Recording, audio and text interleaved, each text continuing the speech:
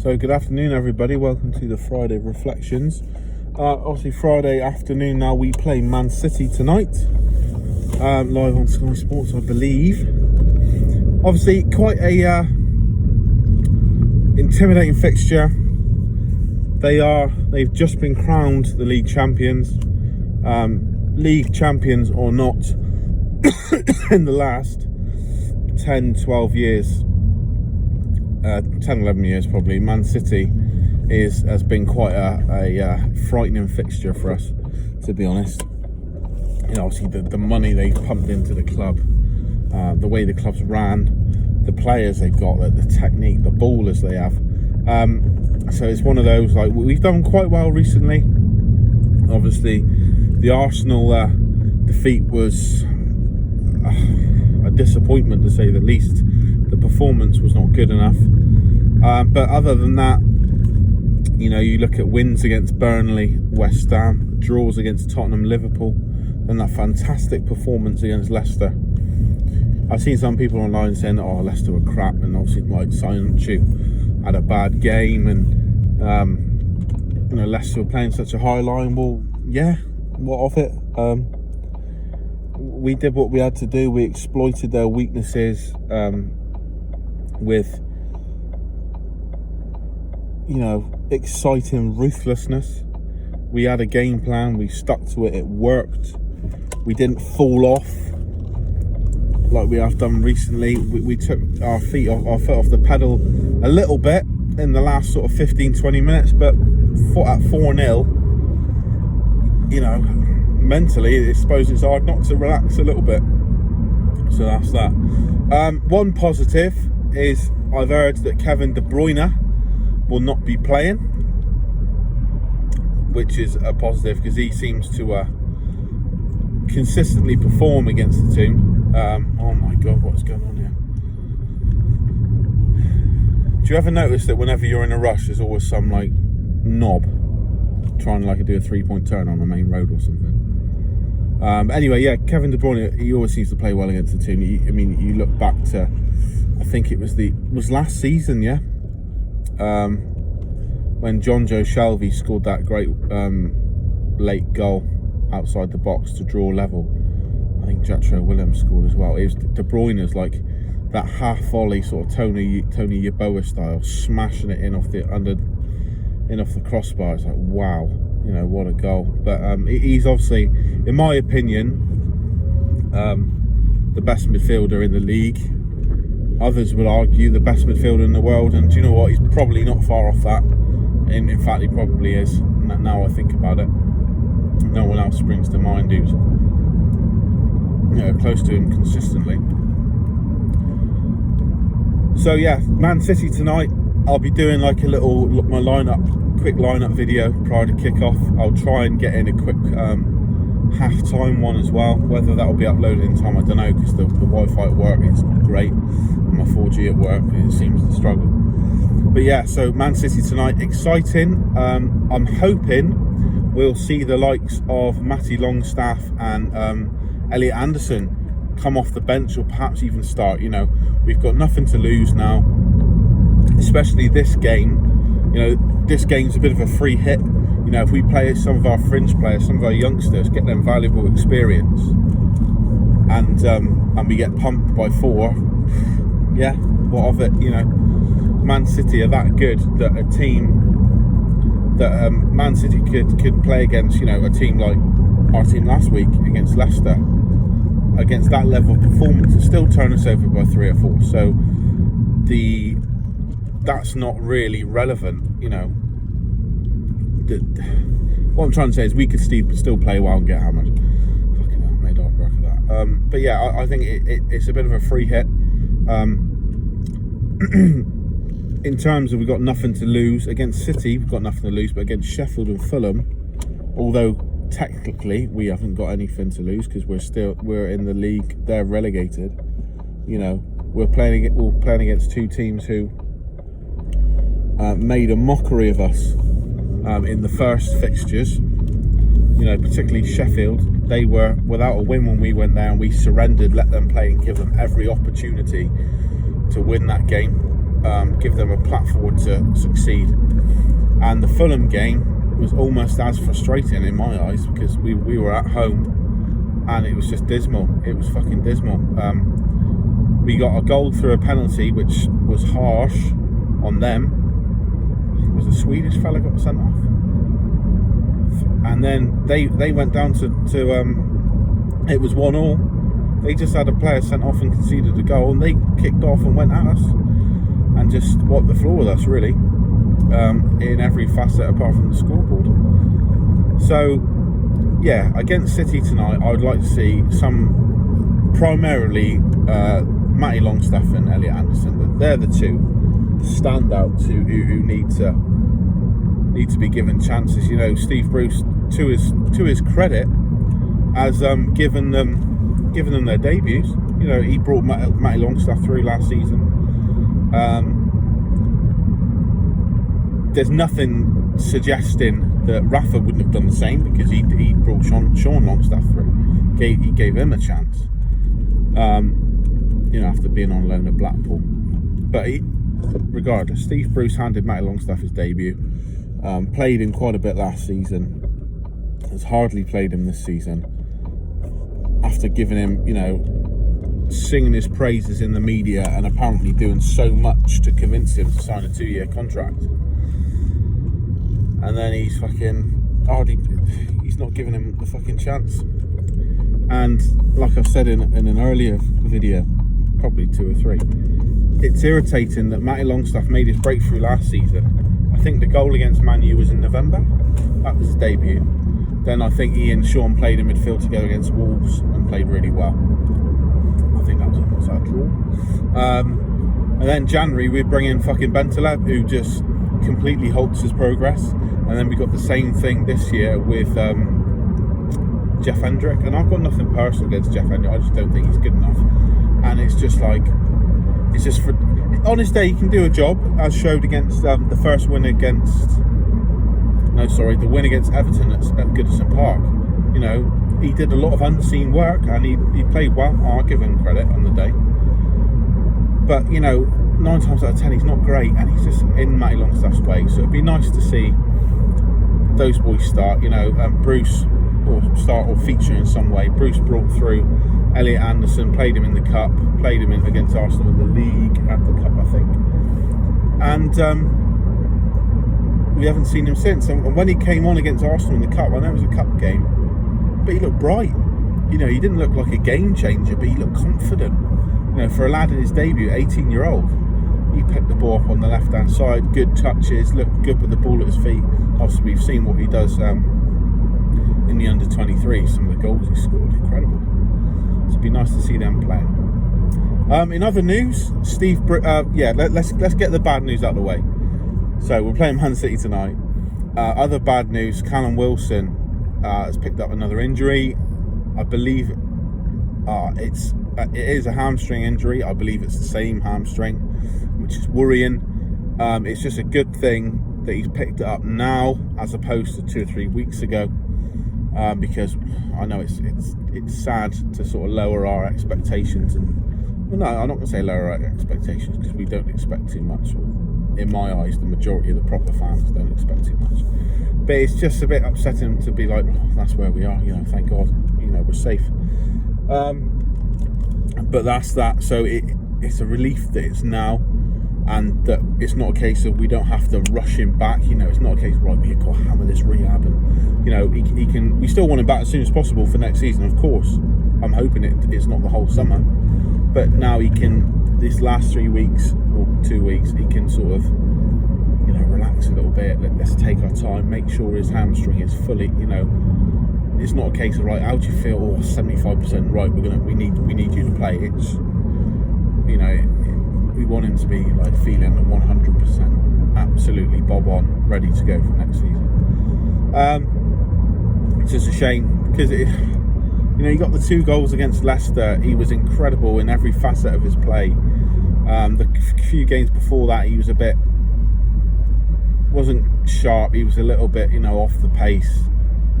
Still put effort in, don't get me wrong, and he was running the channels, but with the ball at his feet, it didn't quite look, you know, not quite there. But against Leicester, he was fucking incredible. You know, some people are saying it's not his best performance, but I think it fucking is. Ran the channels superbly. His movement, he makes such a difference. And he's just got that fucking touch, and he's clinical, man. He's clinical. You give Callum Wilson a team that creates chances for him week in, week out, and we'll be flying up that league table.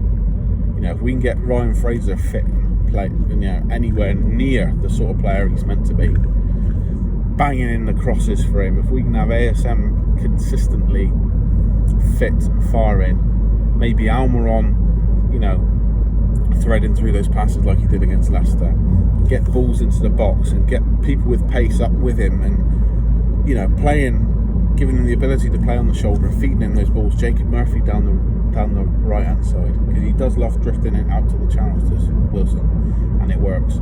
If we can give him that, my Christ, we've got one hell of a player on our hands as it is, but if we can do that, you know, consistently for him, we'll be some team. Anyway, that's the bad news. Wilson's out, but good that it's now and not a month ago. Right, some good news, greeted with a lot of cynicism from the fans, from myself a little bit, but you've got to credit the man. Steve Bruce has been announced the April Manager of the Month. Now, for Steve Bruce to be announced Manager of the Month for any month of the season, probably apart from the first, because we had a decent start, especially January, February, March, would be an absolutely inconceivable idea. But unbeaten in April, you know, we had the Tottenham game, the draw against Tottenham, win against Burnley, win against West Ham, draw against Liverpool.